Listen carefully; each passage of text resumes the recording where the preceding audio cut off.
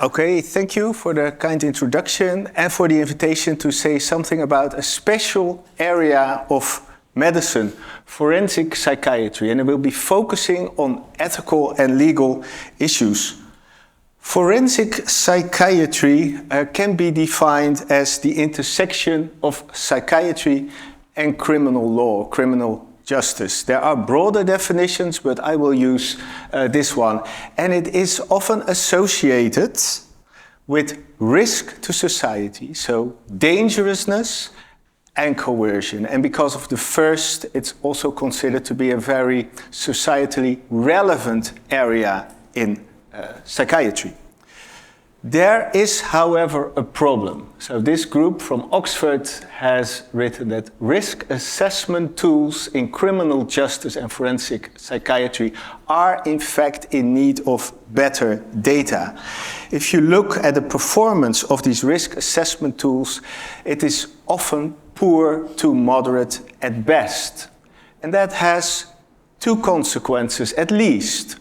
Offenders who are still dangerous may be released into society, so people may get harmed.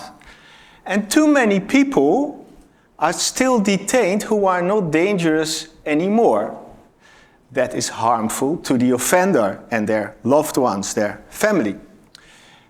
And there's an idea that neurotechnology may be helpful with risk assessment, but also with intervention and actual risk reduction. Now we have seen some impressive examples of neuro interventions already in real patients. That's not what I'm going to offer to you. It's more neuroscience fiction. It's an emerging field at best, but still let's look at some data. Neuroprediction of future rearrest. This is already 10 years ago. It turned out to be possible in a group of people who were just released from prison to predict who would reoffend in a period of 4 years. Not perfect, no perfect prediction, but still much better than chance. And they repeated this study in women, and it turned out also to be predictable who would reoffend. There's an interesting paper exactly about this, written among others by Marcello. It considers AI in forensic psychiatry for risk assessment also. We argue, they say, that any use of predictive AI in forensic psychiatry should not be limited to neurobiology alone, but must also consider social and environmental factors. And that's exactly what you see in research, fortunately. So here, this study, it combined data from neuroimaging with more classic or traditional factors that help predict recidivism, such as, well, most importantly, criminal history. And they found that there was some incremental effect or value of adding neuroscience to those other data. And this study concludes, another study, another design. Overall, our findings suggest that adding neurobiological measures to risk assessment may be a viable way of improving predictive accuracy for recidivism. So, adding neurobiological measurements. And I would like to add something, even though I think it's an important comment made by Marcello and the co-authors. Perhaps it's also the other way around, because if we look at the dominant model of health and disease, the biopsychosocial model of illness and health, we see that there are actually three factors, three domains: social, psychological, and biological. And which domains are used for risk assessment today? It's just these, the social and the psychological. So the type of crimes you have committed, that's not biological. Perhaps your anger management in terms of psychological measurements.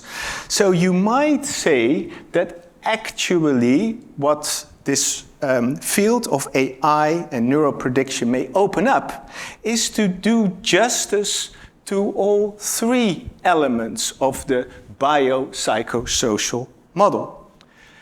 And this may result not only in better prediction, but neurobiology may help to get away from risk factors such as criminal history, very important, I just mentioned it, that are not open to treatment. Even the best psychiatrist cannot change your history, okay? So there may be a focus or the possibility to focus more on causally relevant factors. Of course, a risk factor need not be a causally relevant factor, but they could be, such as certain brain characteristics that can or may be the target of interventions. Okay, here we move to intervention in the brain. If you mention that in the context of forensic psychiatry, people immediately think of One Flew Over the Cuckoo's Nest, electroshocks without consent, and I think the only Nobel Prize ever awarded to a psychiatric treatment, so the lobotomy, a very simple, easy treatment.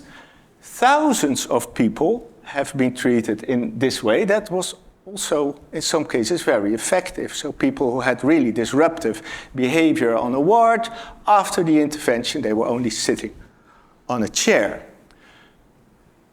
Okay, this may be an immediate association of people when they hear about the possibility of neurotechnology in criminal justice or in forensic psychiatry, and it may also be a warning sign to us or to everyone who thinks about using this kind of technology in that context, but as Jesper Rieberg also states, it doesn't mean that it always has to go wrong, okay? It may be possible to do it right, and therefore we have to identify also some ethical and legal priorities. So what can we do in terms of neurobiological or neurointerventions? This is a paper about deep brain stimulation to reduce sexual drive, but it's only considering the possibility. It's not reporting any results. But it has been considered, and it suggests, based on earlier research, that a certain part, ventromedial part of the hypothalamus, may be a sort of candidate target area. Still, there has been done some neurotechnological research in a forensic population. So forensic psychiatric population, transcranial direct current stimulation had been used, and it turned out at least to reduce self-reported aggression in forensic psychiatric patients. You might say a sort of beginning of proof of principle at least. Okay. In the near future, we don't know whether it will happen. We may have AI neural implants, or the possibility, the technological possibility, forecasting, well, perhaps the chance, the risk, immediate risk of reoffending, and those implants could then have a sort of advisory role, like shouldn't you listen to some music when they sort of register neural correlates of aggression, or automated devices that immediately intervene, or first a sort of sign, a warning, okay, perhaps you should listen to some music, and if it doesn't work, you have this backup. Okay, now some concerns. I've only picked out some of them that are, let's say, specific or in some way specific to this forensic psychiatric context. The first one is privacy. Of course, it will be relevant to many, if not all, of these applications. But, and I have to be careful formulating this, but perhaps psychiatry is even more private than neurology. Not always, but neurology is often about certain abilities, the ability to walk, the ability to reason, certain cognitive capacities, while psychiatry tends to be interested in the cognitive content. Not that you are able to fantasize, but what you fantasize about. Not that you are able to fear something, but what you're actually fearing. Desires, fears, frustrations, and fantasies. And this is especially true in forensic psychiatry, where it can be about sexual fantasies. And some people may easily consider that among the most, let's say, private types of information you can have. Now to the coercive context. In this paper that merely considered the possibility of DBS in sex offenders, they also write this. The motivation for DBS treatment should not be connected to any hopes or promises of prematurely leaving prison or a forensic treatment facility, as in the 1970s when most of the imprisoned sex offenders were released after the operation. And it's easy to understand why they write something like this. We can imagine that when you are in a forensic psychiatric facility for many years already, and your risk assessment keeps showing that you're high risk also because you cannot change your past. And now the psychiatrist makes you an offer. Okay, we have a new device developed here, perhaps in Charité, and it may enable you to get out. Wouldn't that be, in the words of the Godfather, simply an offer you can't refuse? And that sounds bad. It sounds worse, perhaps, when we hear it in the terms of Joel Feinberg. He considers this kind of offers coercive offers. And coercive offers seem to be a difficult thing if you want valid and free informed consent. However, we may go a bit too fast. These authors, Wertheimer and Miller, argue that coercive offers may sound bad, but offers you cannot refuse, they are made often in medicine, actually. Suppose that a biopsy has shown that patient B has a malignant tumor. Her breast oncologist tells B that she is unlikely to survive more than a year unless she has surgery. Surgery is an offer that is, well, perhaps not impossible, but very difficult to refuse. But is it coerced? Is the oncologist coercing her to undergo breast surgery? I don't think so. Is this consent valid? Yes, and it better be, because otherwise the oncology departments in our hospitals would have a major problem. Okay, let's return to this. The motivation for DBS treatment should not be connected to any hopes or promises. Is that realistic? What is forensic psychiatric treatment about? It is about safe rehabilitation. Suppose now that you have this DBS device, a very invasive type of therapy. Would it be possible to discuss that as an option without ever referring to the central goal of forensic psychiatry, getting out of the facility and having safe rehabilitation? Second point, there is a duty to inform the patient. And for a patient inside of a forensic facility, the possibility of getting outside is really a relevant part of the information as a possible consequence of a certain intervention. So I don't think it's realistic not to mention the consequences regarding rehabilitation. One would create an enormous elephant in the room. Okay, that about the coercive context. That's, however, not the only issue to consider. We move now to a more legal type of question or issue. So this is some medieval or perhaps a bit later type of punishment. Suppose now that there would be an offender here in Berlin, and that the offender would state or say, I would prefer to be in this position for 1 hour or an afternoon in the center of Berlin instead of having a lengthy prison sentence. Of my own free will, I prefer this, sincerely, freely, whatever.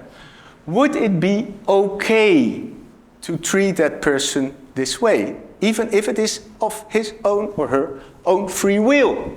No, because Berlin is part of Germany, part of the European Convention on Human Rights, together with 700 plus million other Europeans, and there is an absolute prohibition of torture, inhuman and degrading treatment. Is this still relevant, this Article 3 in sort of criminal justice settings? Well, not too long ago, 2010, the CPT, the European Committee for the Prevention of Torture, visited Germany. And in their report, they write about something that was done here at the time, surgical castration of sex offenders. Okay, they write that here in Germany, they did this, performed this, I think, in about 5 cases per year. And there were elaborate requirements, like you must be informed about the reason. We're not going to read everything. You must be minimum 25 years of age, and it goes on. Next page. At the request of the person concerned. You shouldn't offer it. The person should autonomously, sort of come up with a question. The commission must provide. There is a commission, a committee with 2 doctors or so, concerned with all the relevant information so that he is placed in the position to give a valid, informed consent. And he must be informed that surgical castration does not entail entitlement to early release. Now, the committee says, it appears to us that you live up to all these, let's say, consent requirements. But surgical castration is a mutilating, irreversible intervention and cannot be considered as a medical necessity in the context of the treatment of sex offenders. In the CPT's view, surgical castration of detained sex offenders could easily be considered as amounting to degrading treatment. End of story. Before we can get to the consent question, we have to answer this question. And now, this is, of course, where we are heading. The brain stimulation to reduce sexual drive. Would it be considered degrading? Is it mutilating? Brain surgery, to us, it may not sound very degrading, but people who do not make their living in the way we do, it may seem like a heavy type, really invasive type of intervention. Is it reversible? Well, at least to some extent. Is it a medical necessity? These questions may be relevant. But of course, there are also other types of intervention. Is this degrading treatment? It's more questionable, perhaps.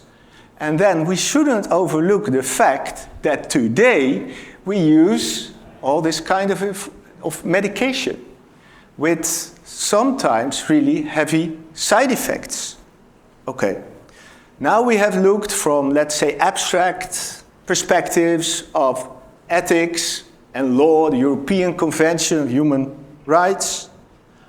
What do patients think about this? Well, not many articles about patients' views, but let's hear them out here. Most participants agreed sex offenders asked for coercive biological offers.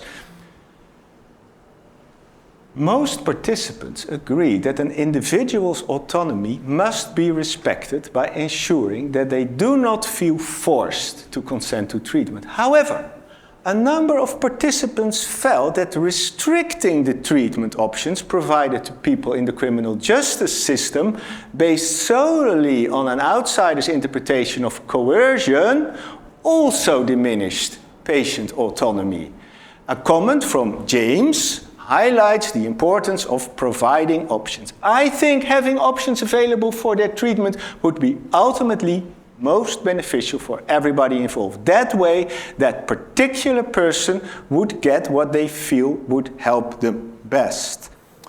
In a paper, we have used different words to make a similar point, denying defendants the opportunity to make their own decisions regarding the acceptance of some forms of mind-altering interventions just because of their alleged vulnerability, vulnerable, coercive situation in prison, in forensic facilities, can be considered outright paternalistic, which is often regarded problematic by ethicists and also by the European Court Human Rights. We could take this one step further. At least that's what Emma Dorhorgen does. We have been talking about, is it allowed to offer this kind of treatment? Emma argues that if there would be effective and safe treatment that could help people get out of a forensic psychiatric facility, for instance, it is not a question whether it's allowed to offer them, but they have a right to be offered such an intervention. Okay, thanks.